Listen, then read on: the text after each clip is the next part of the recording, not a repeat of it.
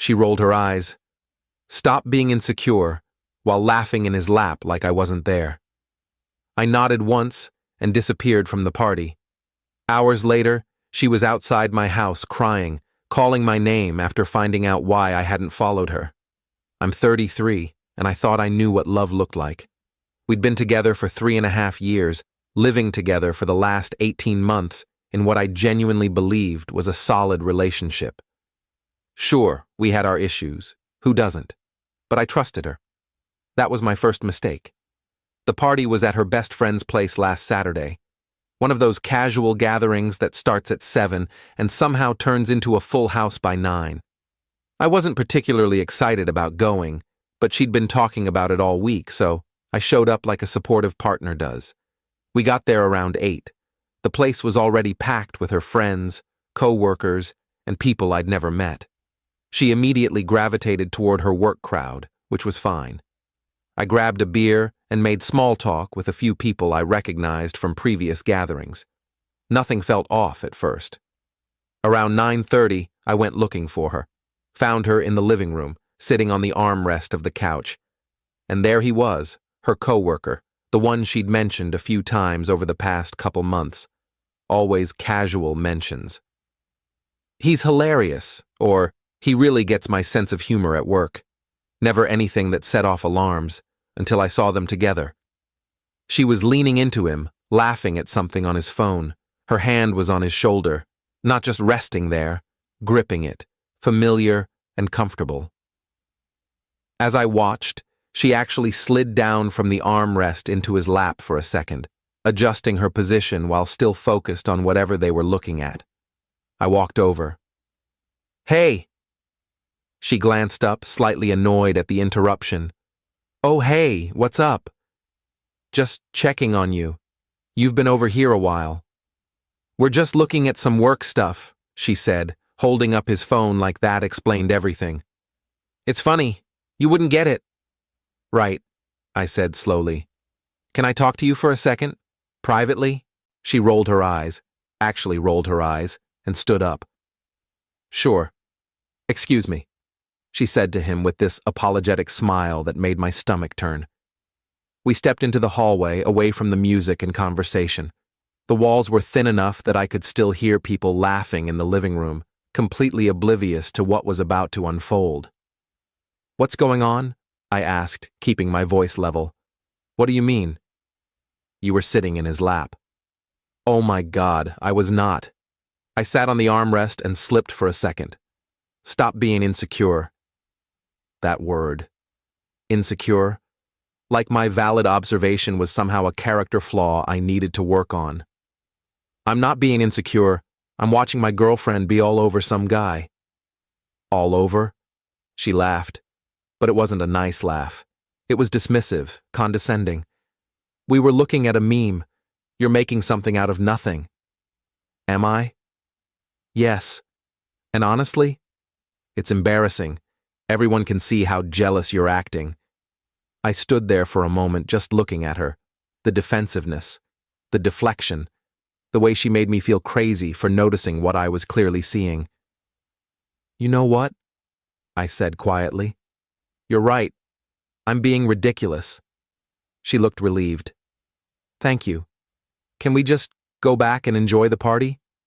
"Sure. You go ahead. I'm going to grab another drink." She went back to the living room.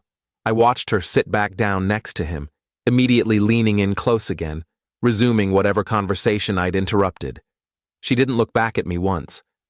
I set my beer down on the kitchen counter and walked out the front door.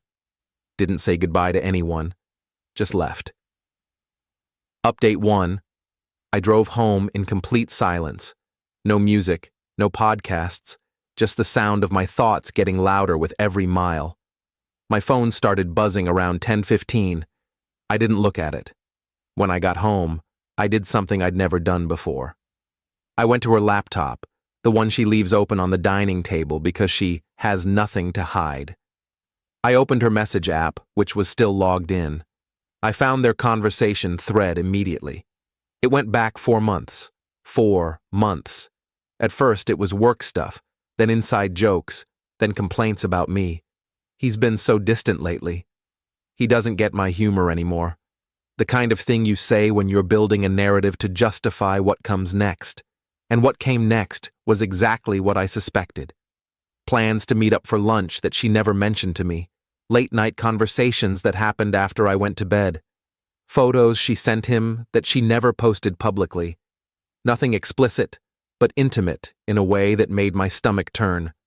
One message from 3 weeks ago. Sometimes I wonder what it would be like if we'd met first.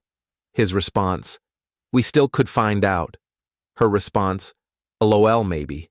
Not no, not I have a boyfriend. Just maybe, with a laughing emoji, like it was all a fun hypothetical. I took photos of everything with my phone, sent them to my email.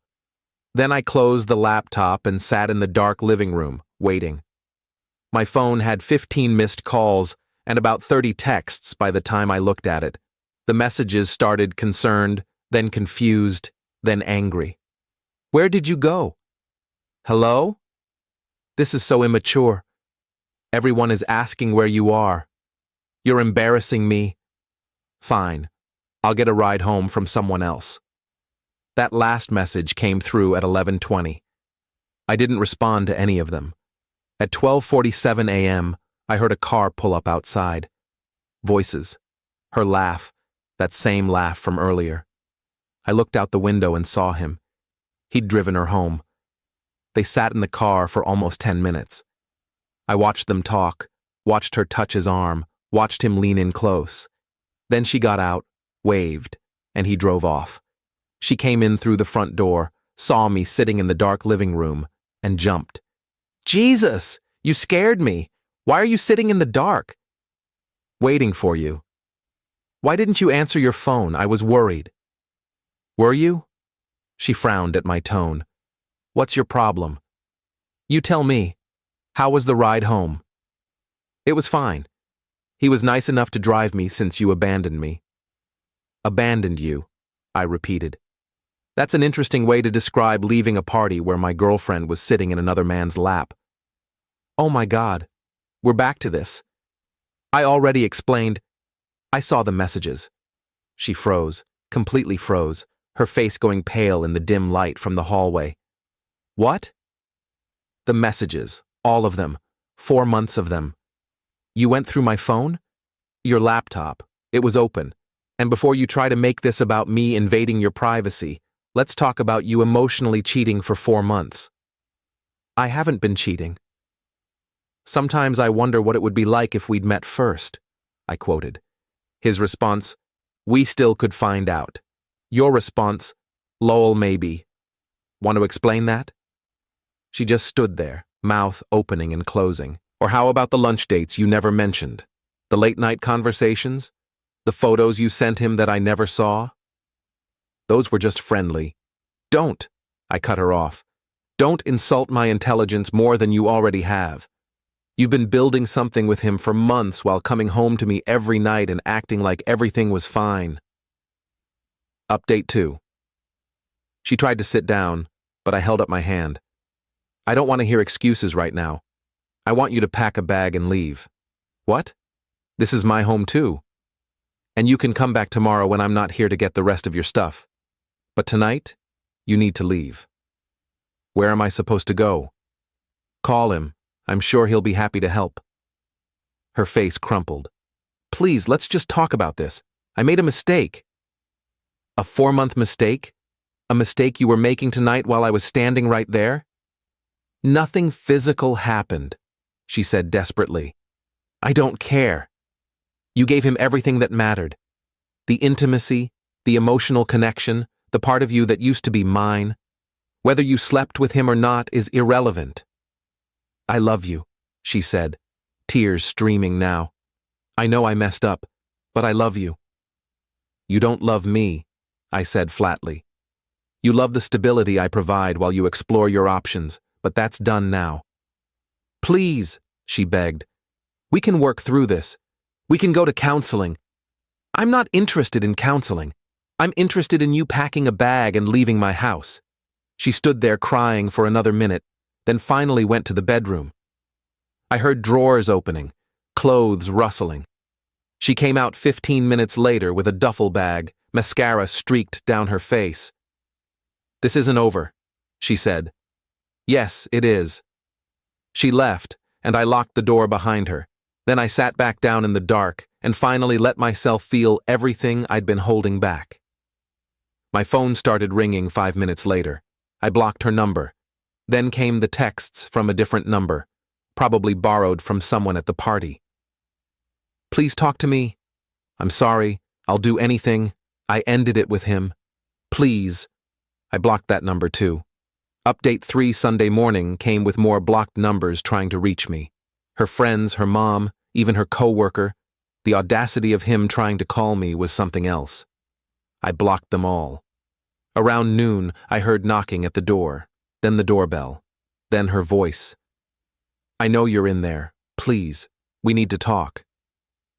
I didn't answer. "I'm not leaving until you talk to me." I opened the door.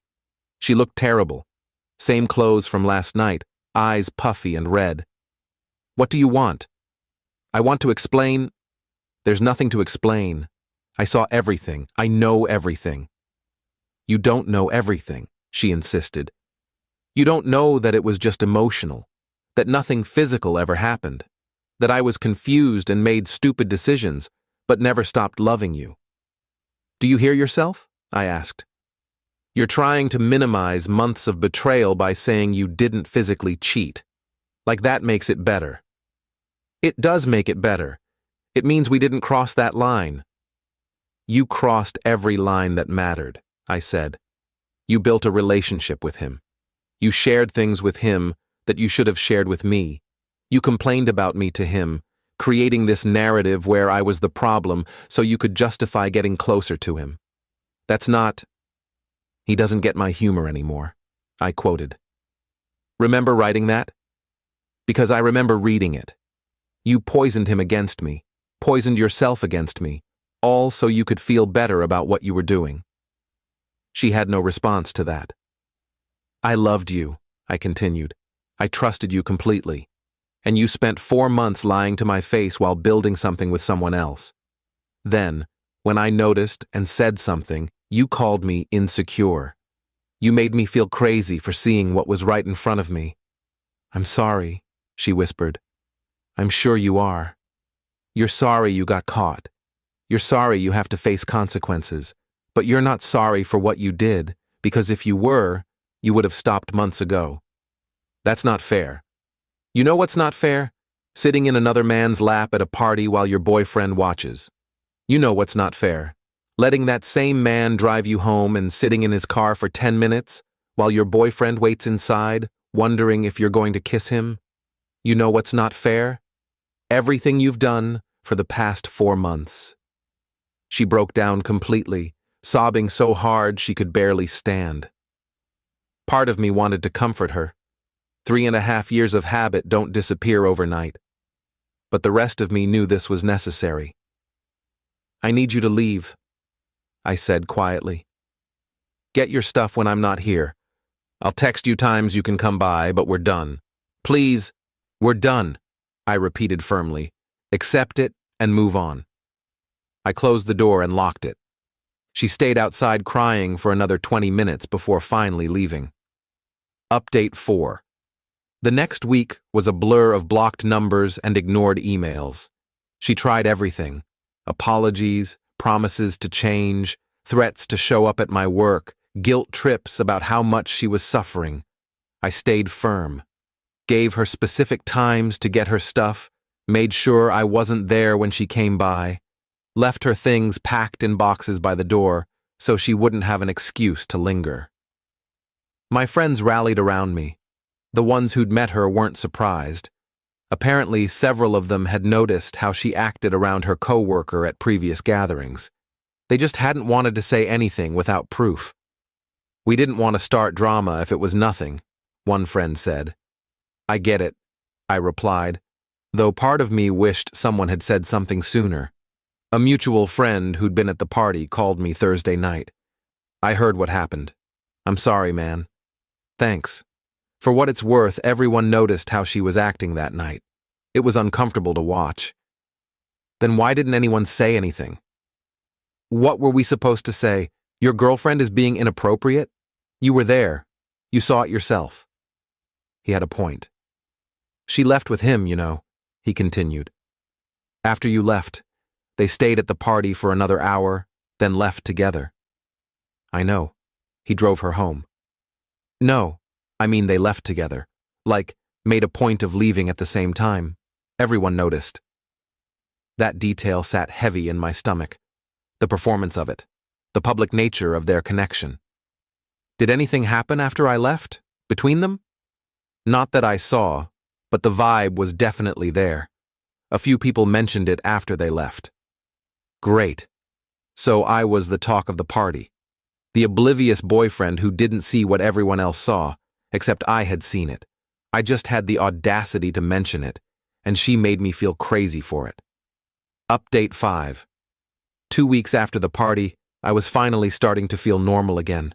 Not good, but functional. Work helped, kept my mind occupied during the day. The gym helped too. Physical exhaustion made it easier to sleep. Then I ran into him, the coworker, at a coffee shop near my apartment. We made eye contact. He looked like he wanted to run. I walked over. We should talk, I said. Look, man, I don't want any trouble. Sit down. He sat. I sat across from him. Did you sleep with her? What? No. I swear, nothing physical happened.